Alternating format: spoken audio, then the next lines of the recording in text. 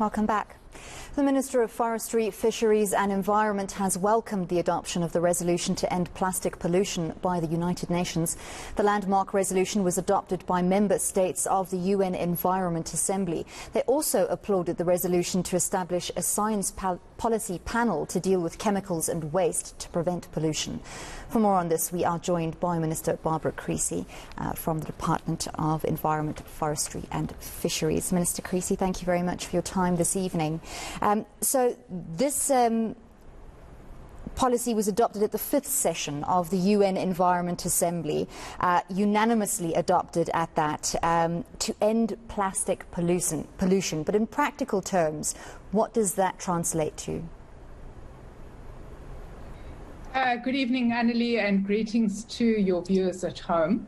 Well, the decision is to develop what will be, in 2 years' time, a legally binding instrument to curb plastic pollution, particularly plastic that is leaking into the marine environment.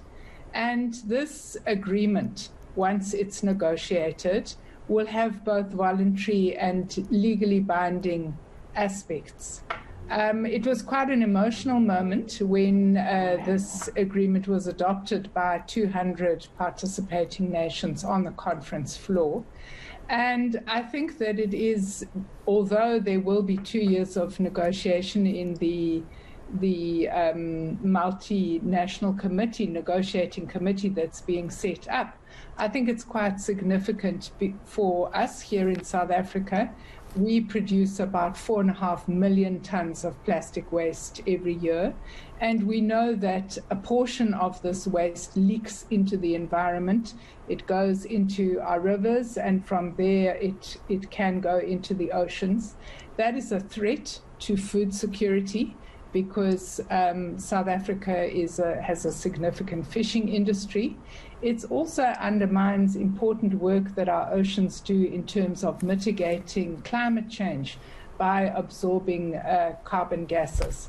So as a country, we've already begun to look at how we improve household waste collection. We're looking at how we increase recycling. And of course, we also have to look at how we take single-use plastics out of the value chain. So hopefully the impact will be especially meaningful on our marine environments. But obviously implementing this kind of a resolution on scale will require finances, technology and capacity. Where will the funding, the know-how and the boots on the ground ultimately come from? Well, first of all, as I say, we do have domestic knowledge, and we are already doing quite a lot of work in a significant program called Source to Sea to prevent plastic litter from entering into our river systems and our oceans. We also have bilateral agreements, and through these bilateral agreements we'll be doing research and development. You would know that there is something called biodegradable plastic, but of course one wants to make sure that it is indeed biodegradable and that it's not just fragmenting plastic and creating microplastics.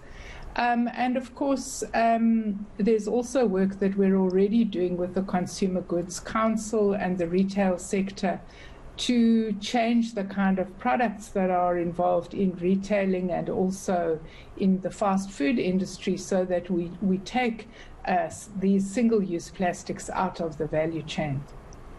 You mentioned that there are a number of binding and voluntary elements to the instrument, and those are based on a number of factors, including national circumstances and capability. So I want to find out, how is Africa different in terms of those national circumstances and capabilities from the rest of the world? What are our unique needs and set of circumstances?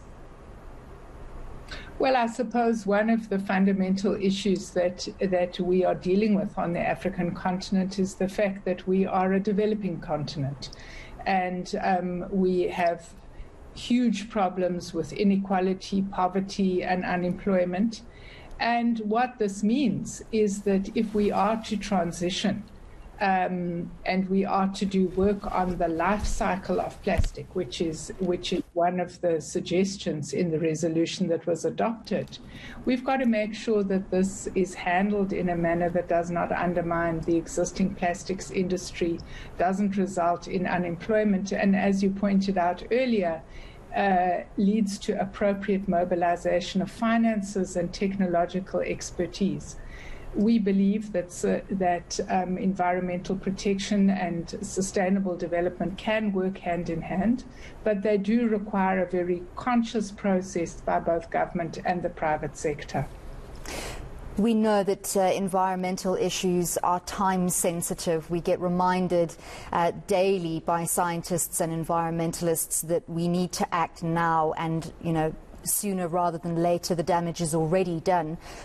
We know the department is working very hard. A lot of people are putting a lot of effort into trying to curb plastic pollution, reduce our carbon footprint, all of those good things.